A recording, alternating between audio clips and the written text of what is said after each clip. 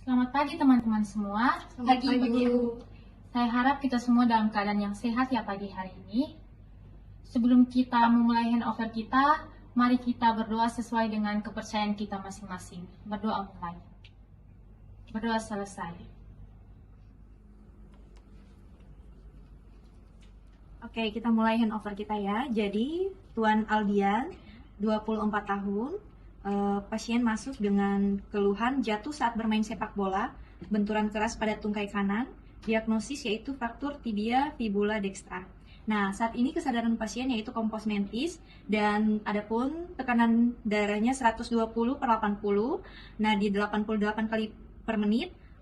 Suhu 36,8 derajat Celcius, pernapasan 20 kali per menit, SpO2 98%. Saat ini Pak Aldian tampak tegang terkait rencana operasinya, namun masih bisa diajak untuk komunikasi. Lalu terdapat deformitas ringan, bengkak dan juga nyeri tekannya. Skala nyeri pasien 6/10 sebelum diberikan analgesik, lalu sudah berkurang menjadi 4/10 setelah diberikan analgesik. Bidai sudah terpasang dari IGD, masih rapi dan juga stabil. Saat ini sirkulasi distalnya itu CRT-nya kurang dari 2 detik. Nadi dorsalis pedis teraba, kulit hangat warna baik dan tidak ada luka terbuka. Sebelumnya pasien Aldian ini sudah terpasang bidai, kemudian sudah diberikan analgesik melalui IV 1 jam yang lalu tadi. Kemudian pasien juga terpasang infus RL 20 tetes per menit. Kemudian juga sudah dilakukan pemeriksaan ronsen, lab rutin dan juga EKG dan hasilnya normal. Kemudian tadi juga kami sudah melakukan edukasi kepada pasien dan keluarga untuk tidak terlalu banyak pergerakan. Kemudian juga rencana pada sore hari ini akan dilakukan operasi ORIF.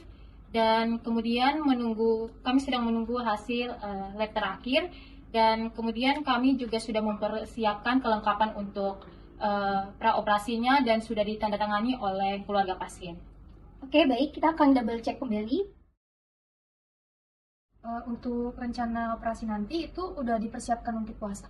Sudah, tadi pagi jam 6 pagi tadi kami sudah memberitahu kepada pasien untuk puasa. Oke teman-teman, semangat untuk melakukan handover dan selamat melayani. Baik, Ibu.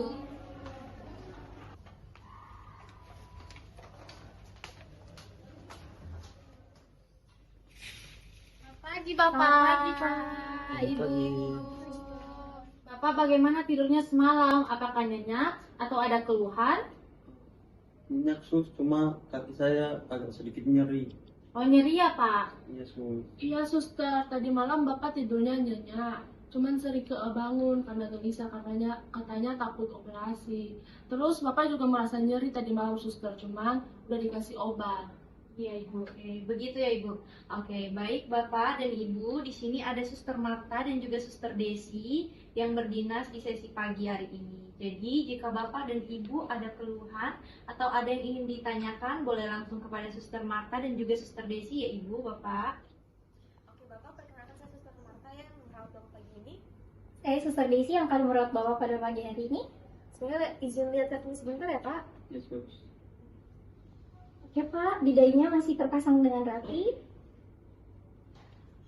Baik, jika ada keluhan atau semacam hal yang membuat Bapak resah, bisa Bapak tekan bel yang di belakang bed Bapak. Saya dan perawat Marta yang dinas pada pagi hari ini akan datang dan membantu Bapak. Baik sus. Apakah ada pertanyaan? Tidak ada. Jika ada pertanyaan, bisa disampaikan. Oke, Mari. Mari Pak, permisi. Mari, Pak. Selamat pagi. Iya Ibu, silahkan. Video tadi adalah contoh dari proses handover. Handover adalah penyampaian informasi penting mengenai pasien. Contohnya seperti kondisi pasien, hasil observasi, tindak keperawatan yang telah dilakukan kepada pasien, dan rencana tindak keperawatan yang akan dilakukan kepada pasien. Biasanya handover dilakukan oleh perawat shift sebelumnya kepada perawat yang akan bertugas selanjutnya. Handover tentunya memiliki banyak tujuan dan manfaat bagi pasien dan tim tenaga kesehatan. Salah satunya adalah untuk menjamin keselamatan pasien dengan memberikan informasi yang lengkap, akurat, dan terbaru. Kemudian, untuk menghindari kesalahan dalam pemberian obat, tindakan, maupun rencana keperawatan. Dan juga bisa menyamakan pemahaman dari tim kesehatan tentang kondisi dan kebutuhan pasien. Kemudian bisa juga untuk mendukung koordinasi antar tenaga kesehatan. Manfaat dari handover yang pertama adalah mengurangi resiko dari insiden seperti miskomunikasi, kesalahan obat, atau prosedur yang tertunda. Kemudian bisa juga meningkatkan kualitas pelayanan di mana karena perawat sudah saling tahu mengenai kondisi dan kebutuhan pasien. Kemudian mendukung kerjasama tim dan komunikasi yang efektif. Dan bisa juga membantu pengambilan keputusan secara tepat dan cepat. Video Baik, ada beberapa jenis handover yang dilakukan dalam praktik keperawatan. Yang pertama, ada serah terima pasien antar departemen, yaitu di mana serah terima pasien antar departemen dapat dilakukan melalui berbagai cara, seperti catatan manual dan BSAT handover, telepon, rekaman, ataupun laporan elektronik.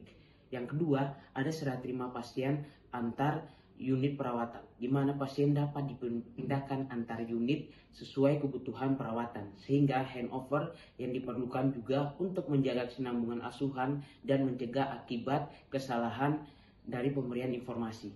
Yang ketiga, ada serah terima antar fasilitas kesehatan, di mana pemindahan pasien antar fasilitas kesehatan dilakukan saat membutuhkan tingkat layanan yang berbeda, dan handover berperan penting untuk menjaga kesinambungan dan mencegah terjadinya kesalahan akibat miskomunikasi antar fasilitas.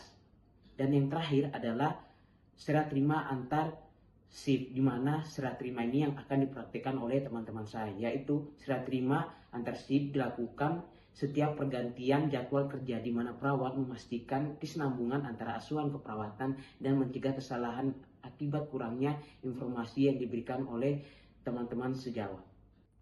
Salah satu teknik komunikasi yang digunakan dalam handover adalah teknik komunikasi SBAR yang terdiri dari situation, background, assessment, dan recommendation yang dapat membantu perawat untuk menyajikan informasi secara terstruktur, jelas dalam melaporkan kondisi pasien saat ini.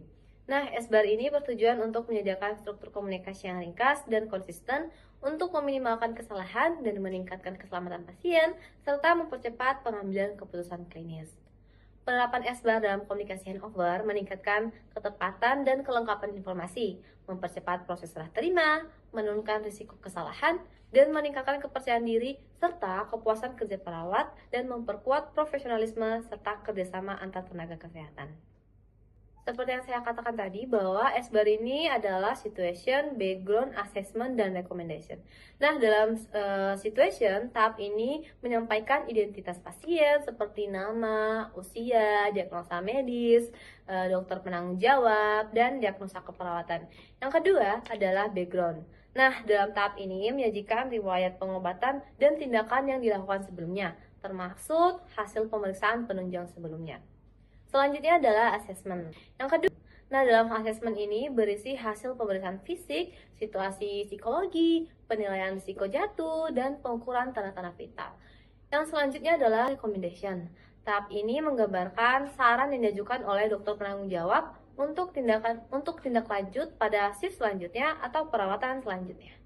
Handover merupakan kegiatan penting dalam praktik keperawatan yang bertujuan untuk menjamin kesinambungan serta menjaga keselamatan pasien. Penerapan metode SBAR membuat proses serah terima pasien menjadi lebih mudah dan juga terstruktur.